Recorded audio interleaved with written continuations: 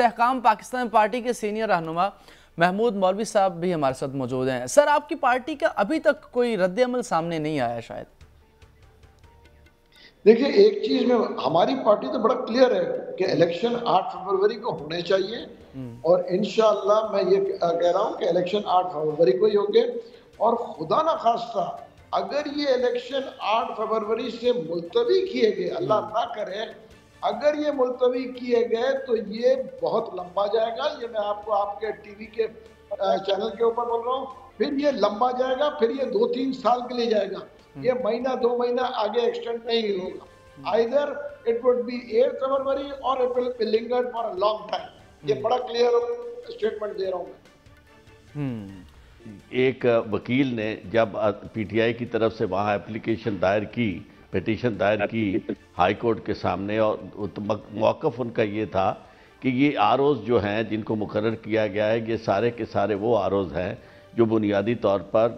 PDM ने लगाए हैं इस सारे 18 माह के अरसे में हमें नुकसान पहुंचाने के लिए, और ये बिल्कुल इलेक्शन के प्रोसेस को सैबोटेज कर रहे हैं और हमें मौका नहीं दे रहे हैं। ये वो लोग हैं जिन्होंने हमारे खिलाफ मानदाना कार्रवाइयों में आगे बढ़ चढ़ कर हिस्सा लिया है। लेकिन उस पर हुआ क्या कि सुप्रीम यानी जो इलेक्शन कमीशन था वो बैठा रहा, और जब उन्होंने देखा कि जी अब तो बहुत कम वक्त रह गया है, तो जाके चीफ जस्टिस साहब से मुलाकात की, और वही चीफ जस्टिस साहब जो ये कहते थे कि जनाब, और उनके साथी जज साहबान, कि जनाब हाई कोर्ट में 90 दिन के इलेक्शन वाला मामला पेंडिंग था, तो क्यों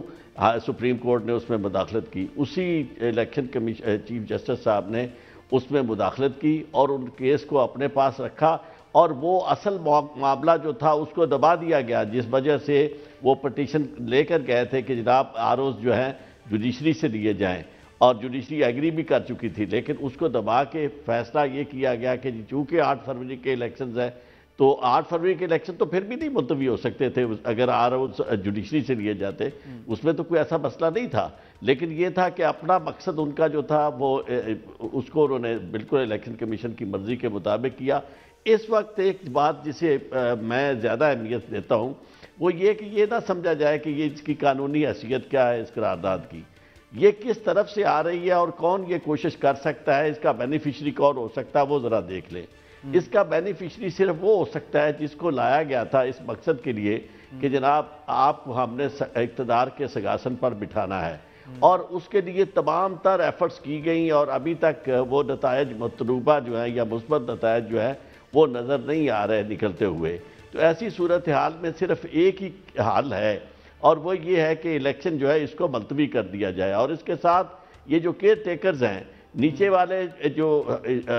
पंजाब में हैं, उन्होंने तो अपने नाम के साथ केयर टेकर भी लगाना बंद कर दिया, वो तो चीफ मिनिस्टर ही कहलाते हैं अपने आप को। इसी तरह आपके जो केयर टेकर ऊपर मरकज़ में हैं उनकी भी मनसूबाबंदी बड़ी बड़ी लंबी है, और आज साथ ही उन्होंने जो कैबिनेट कमेटी बनाई है इसके ऊपर छानबीन करने के लिए, ये जो 9 मई के वाक़यात है, इसको भी आप अंदाज़ा लगा सकते हैं कि उनका मैंडेट भी नहीं है, और वो इलेक्शन के ऐसे मरहले पर जब इलेक्शन बिल्कुल एक महीना रहता है, उस वक्त इस तरह की कमेटी बना के ये तासुर देने की कोशिश कर रहे हैं कि वो पीटीआई के खिलाफ ऐसी कार्रवाई भी कर सकते हैं कि जिससे उसके ऊपर पाबंदी लग जाए, उसे दहशतगर्द तंजीम करार दे दिया जाए। तो ऐसी सूरत हाल में आप अंदाज़ा लगा सकते हैं कि ये कोई ऐसे आउट ऑफ ब्लू नहीं है और या वैक्यूम में नहीं है, इसमें बिल्कुल आपकी मुस्लिम लीग नून है, इसमें बाप पार्टी और मुस्लिम लीग नून एक हैं, यानी तो जिनका एजेंडा एक है, वरना तो ऐसा हो नहीं सकता। तो मैं ये समझता हूँ कि ये इलेक्शन जो है इसके खिलाफ बाकायदा ये पूरे तमतराक के साथ, पूरे निभाग के साथ कोशिश की जा रही है कि ये इलेक्शन मुकर्ररा वक्त पे ना हो। और आपने देखा कि अगर इसका सद्देबाब करना होता तो उस वक्त जो 90 दिन के अंदर इंतखाबात वाला मामला था उस पर यही सुप्रीम कोर्ट नोटिस दे सकती थी, क्योंकि वो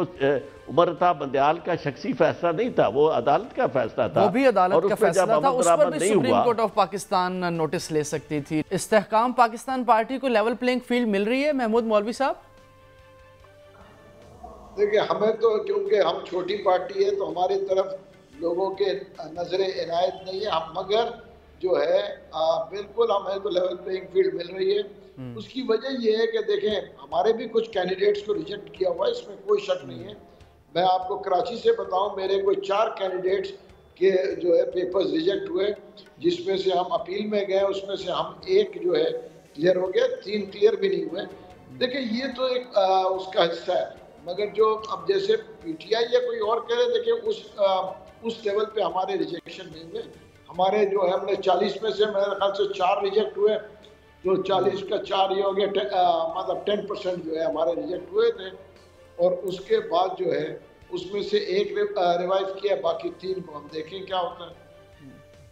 देखिए लेवल प्लेइंग फील्ड जो है ना, हर पार्टी को कहीं ना कहीं प्रॉब्लम्स है। देखिए पीएमएल-एन को जो है वो और एमक्यूएम को सिंध में है, पीपल्स पार्टी को पंजाब में है, वो कह रहे हैं कि जी हमें पंजाब में लेवल प्लेइंग फील्ड नहीं मिल रहा। कुछ लोगों को केपीके में लेवल प्लेइंग, जैसे मौलाना फजल रहमान साहब कह रहे हैं हमें लेवल प्लेइंग फील्ड केपीके में नहीं मिल रहा है। पीटीआई कह रही है कि उनको पूरे पाकिस्तान में नहीं मिल रहा है। तो उसी को मतलब तो देखें, हर आदमी का अपना अपना मौक़िफ़ है। जैसे देखें मौलाना फजल रहमान साहब जो है इलेक्शन को वो आगे इसलिए कर रहे हैं, वो कह रहे हैं हमारे को लेवल प्लेइंग फील्ड, तो हर एक का मौक़िफ़ जो है उसको मैं तो अब भी कहूँगा, हालांकि एक दिन या 24 घंटे 48 घंटे में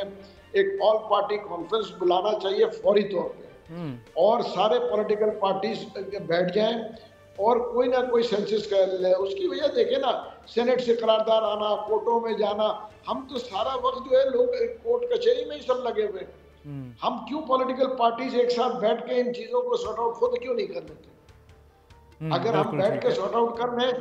तो मेरे ख्याल से इतने बड़े इश्यूज नहीं, हमको कोर्ट में जाने से भी जरूरत नहीं पड़ेगी अगर हम आपस में बैठ के इत्तेफाक करेंगे जी 8 तारीख को होना है। आरिफ चौधरी साहब, लेवल प्लेइंग फील्ड मिल रही है तमाम सियासी पार्टियों को, और ये जो जवाब बनाया गया सेनेट ऑफ पाकिस्तान के अंदर कि मुल्क के सिक्योरिटी के हालात कुछ ख़राब हैं, हम अपने लीडर्स की शहादत के बाद हमें वो इंतखाबात नहीं चाहिए कि हमारे लीडरान शहीद हो जाएं, हमें डोर टू डोर कैंपेन के लिए मौका ही ना मिले, हालात बहुत कशीदा हैं, लिहाजा इंतखाबात जब तक साजगार माहौल नहीं मिलता तब तक के लिए मुलतवी कर दिए जाएं। दोनों सवालात जो है इनका जवाब इकट्ठा ही बनता है और एक ही बनता है। आप देखें कि कब से ये इलेक्शन वाली बात जो है और ये सिक्योरिटी खदशात वाली बात की जा रही है, जब से ये 90 डेज़ के अंदर इंतखाबात करवाने थे उस वक्त से ये सिलसिला शुरू हुआ है। और उस वक्त भी ये कहा जा रहा था कि ये बुनियादी तौर पर रास्ता हमवार किया जा रहा है कि एक दफ़ा एक आइनी प्रोविजन जो है उसको अगर वायलेट कर दिया गया तो उसके बाद ये रास्ता खुल जाएगा, फिर बड़े इलेक्शन जो है आम इंतखाबात भी नहीं हो सकेंगे। और ऐसा ही हुआ। उस वक्त ये सबसे पहले ये जो आपका इलेक्शन कमीशन था उसने जाकर सुप्रीम कोर्ट में ये कहा कि जनाब हम इलेक्शन नहीं करवा सकते। कता कलामी की माजरत।